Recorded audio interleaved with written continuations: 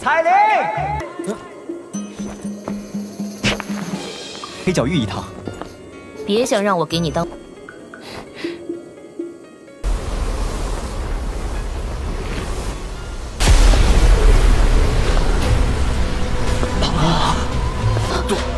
杜宗，这个女人，她怎么会出现在这儿？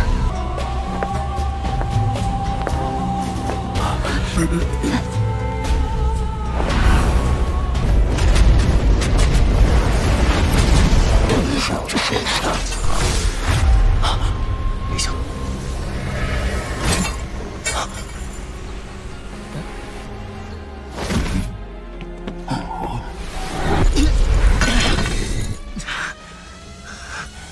又要救我，又对我这么不客气，这要是这家伙突然出现，韩风这个混蛋现在恶心的。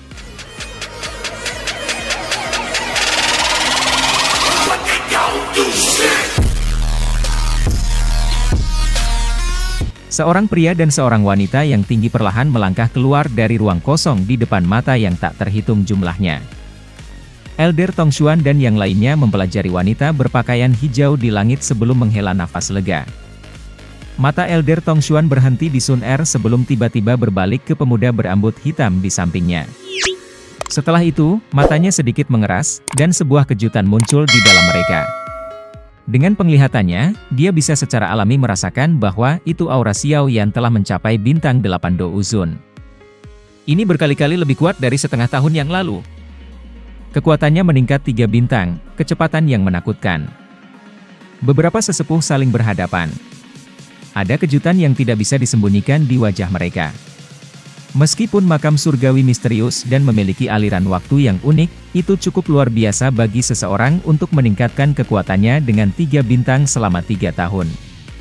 Setidaknya, ini adalah pertama kalinya mereka menyaksikan seseorang meningkatkan begitu banyak, bahkan ketika dibandingkan dengan banyak orang yang telah memasuki makam surgawi sebelumnya. Mungkinkah, karena makam Xiao Xuan? Elder Tongshuan sedikit mengerutkan kening. Dia sangat knowledgeable dan sadar betapa sulitnya untuk meningkatkan kekuatannya dengan 3 bintang. Setelah merenung sejenak, dia memikirkan makam yang Xiao Xuan tinggalkan di makam surgawi. Xiao Yan dan Sun Er di langit melihat sekeliling mereka sambil menatap oleh banyak pasang mata. 2 kabut hitam bergetar. Mereka berubah menjadi 2 pria tua berjubah hitam yang menatap mayat Hun Ya dan Hun Li. Kedua mata pria tua berjubah hitam memerah, dan mereka mulai terengah-engah seperti banteng. Sesaat kemudian, mereka tiba-tiba saling bertukar pandang. Mata mereka tiba-tiba berbalik dan memandang Xiao Yan di langit. Keduanya dengan garang menatap Xiao Yan. Ekspresi pria berjubah hitam itu sangat suram.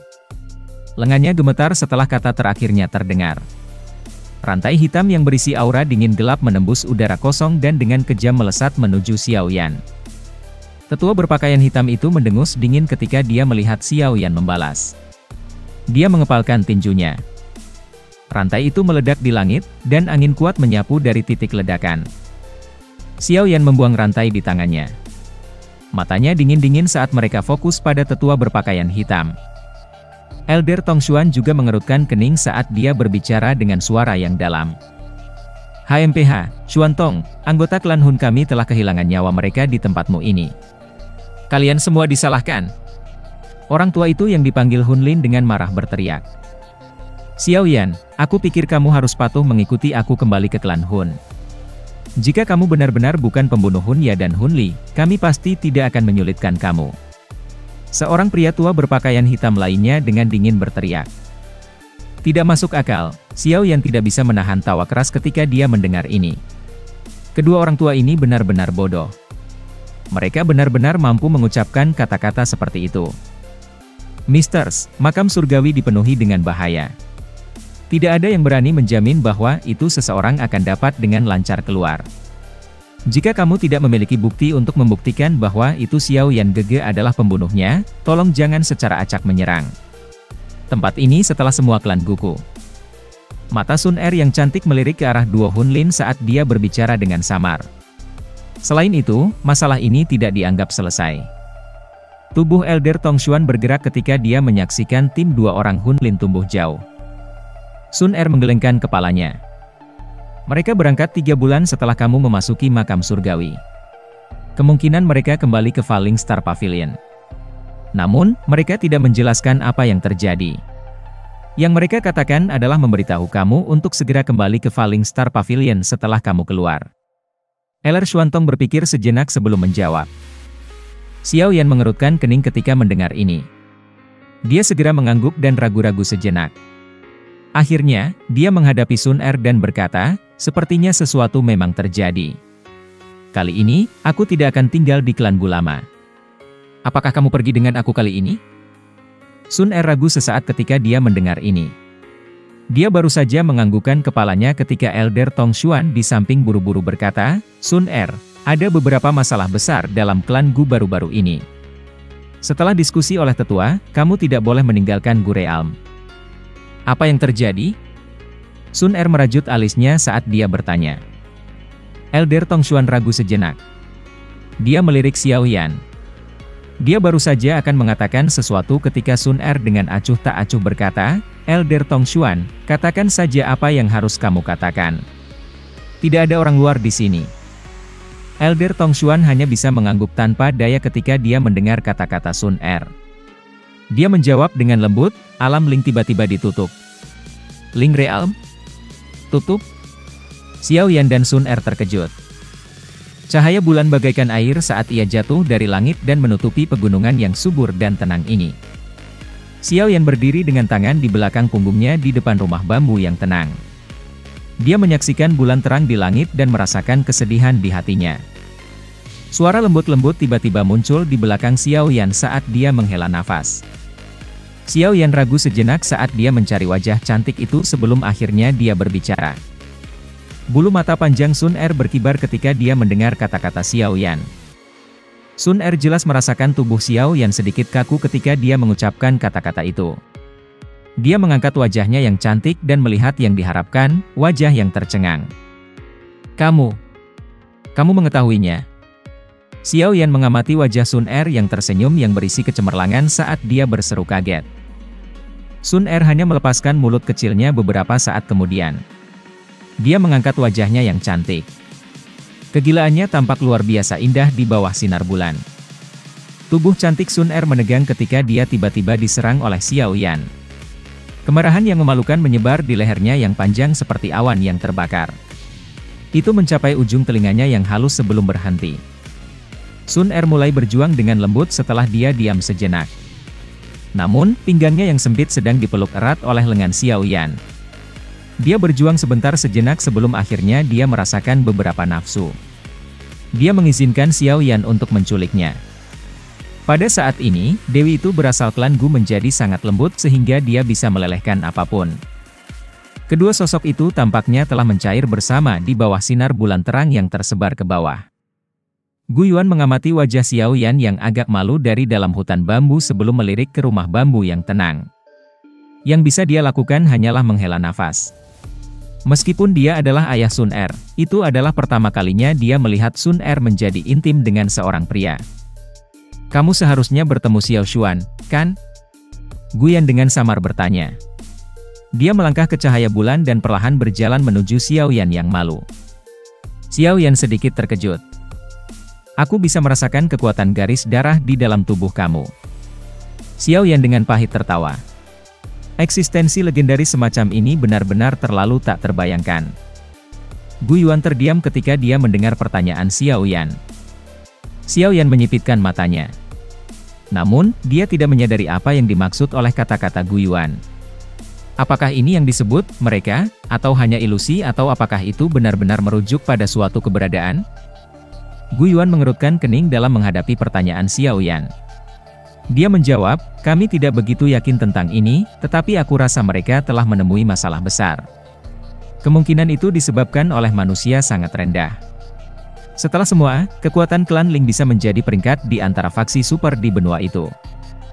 Bahkan klan Gu kesulitan memaksa mereka sampai sejauh itu. Bagaimana jika itu adalah klan Hun? Xiao Yan perlahan bertanya. Kembali di makam surgawi, Xiao Xuan telah mengatakan bahwa itu klan Hun terlalu misterius. Meskipun klan Xiao dan klan Hun telah menjadi musuh selama bertahun-tahun, para anggota klan tidak berani mengatakan bahwa itu mereka sepenuhnya memahami klan misterius ini. Guiyuan terkejut setelah mendengar ini. Segera, dia menggelengkan kepalanya sekali lagi dan menjawab, sepertinya tidak mungkin. Jika klan Hun ingin memaksa klan Ling sampai sejauh itu, pasti harus meluncurkan kampanye besar. Oleh karena itu, tidak mungkin bagi klan Gu tidak menerima informasi apapun. Selain itu, bahkan jika klan Hun memiliki kemampuan seperti itu, mengapa mereka menjadi musuh dengan faksi sekuat klan Ling tanpa alasan? Meskipun klan Ling telah menurun selama tahun-tahun ini, itu masih bukan faksi yang mudah ditangani. Xiao Yan sedikit mengangguk. Namun, keraguan di hatinya meningkat. Jika bukan klan Hun, apa faksi lain yang bisa memaksa klan Ling menjadi negara seperti itu? Mungkinkah itu karena beberapa bencana alam? Sesosok tiba-tiba berjalan di udara ketika Xiao Yan berencana untuk mengucapkan selamat tinggal pada Sun Er. Xiao Yan menyapu matanya, hanya untuk mengetahui bahwa itu orang ini adalah Yao Xingji dari klan Yao. Dia merajut alisnya dan bertanya dengan acuh tak acuh, apakah ada sesuatu? Xiao Yan tidak benar-benar menyukai Yao Xingji ini di dalam hatinya. Oleh karena itu, dia tidak sopan kepada Yao Xingji seperti dirinya kepada orang lain. Yao Xingji meringkuk bibirnya ketika dia menyadari pertanyaan acuh tak acuh Xiao Yan. Hatinya merasa sangat tidak senang, tetapi karena kekuatan Xiao Yan saat ini, dia tidak mengucapkan kata-kata mengejek. Dia menjentikan jarinya dan sebuah token giok berwarna giok melesat ke arah Xiao Yan. Ini adalah undangan dari upacara klan Yao klan kami. Sebuah danau yang sangat jelas berkilauan di tengah kota suci Gu. Riak yang intens tiba-tiba bergerak di permukaan danau yang tenang sebagai celah spasial yang sangat besar perlahan merobek udara. Banyak sosok manusia dengan cepat bergegas keluar setelah itu muncul. Akhirnya, mereka mendarat di tanah, dan dalam sekejap, kota yang agak sepi telah menjadi hidup kembali. Xiao Yan tidak tetap di tempat ini lama. Dia mengeluarkan peta untuk mengidentifikasi kemana dia harus pergi. Setelah itu, tubuhnya berubah menjadi cahaya cemerlang yang bergegas ke Cakrawala Utara dengan kecepatan seperti kilat. Hair menghilang ke Cakrawala dalam sekejap mata. Xiao Yan tidak berhenti untuk waktu yang lama selama perjalanan selanjutnya ini. Dengan kecepatan penuh dan dengan bantuan beberapa lubang cacing spasial, ia menghabiskan 5 hari atau lebih sebelum mencapai wilayah yang dikendalikan oleh Falling Star Pavilion. Xiao Yan jelas merasakan bahwa itu ada banyak aura lebih ahli di sekelilingnya setelah memasuki wilayah Falling Star Pavilion. Beberapa kota penting di sepanjang jalan telah memperoleh 2 hingga 3 Elite Dou Zones. Ini adalah kekuatan bahkan di wilayah Central Plains. Beberapa teriakan marah tiba-tiba bergema di langit alam bintang ketika sinar cahaya muncul. Seseorang dapat mendengar banyak suara, "Swoos," ketika banyak tokoh tua muncul di langit. Setelah itu, mereka dengan marah berteriak serempak, "Tetap! Kamu siapa?" Para tetua ini, yang telah berusaha untuk menghentikan sosok sebelumnya, mengamati Xiao Yan dengan mata serius. Setelah kejadian sebelumnya, mereka tidak lagi berani meremehkan pria berjubah hitam yang sangat muda ini. Selain itu, mereka bisa merasakan tekanan samar yang memancar dari tubuhnya. Beberapa tokoh lansia akhirnya bergegas dari gunung utama sementara Xiao Yan merasa tak berdaya. Mereka awalnya terkejut sebelum menangis dengan kejutan yang menyenangkan. "Hehe, Ketua Pavilion Junior sangat tampan. Aku mendengar bahwa itu Ketua Pavilion Junior juga adalah juara penahbisan pil." Sementara banyak percakapan panas bermunculan di bawah, seorang tetua berjubah kuning, yang tampaknya menjadi pemimpin kelompok tetua tamu, buru-buru maju dan menyapa Xiao Yan. Meskipun dia lebih tua dari Xiao Yan, orang yang lebih kuat adalah tuannya. Ruang di belakang Xiao Yan berfluktuasi sementara matanya menyapu seluruh ranah bintang. Para tetua tamu di samping juga dengan hormat menyambut Yao Lao ketika dia muncul. Yao Lao tersenyum dan menggelengkan kepalanya. Dia melambaikan tangannya ke tetua tamu. Setelah itu, dia menyapu matanya atas Xiao Yan dan beberapa kepuasan muncul di dalamnya. Dia berkata, tidak buruk, dalam setengah tahun, kamu telah maju ke bintang 8 Dou Zun dari bintang 5 Dou Zun. Sepertinya kamu telah mendapatkan banyak manfaat dari perjalanan ini.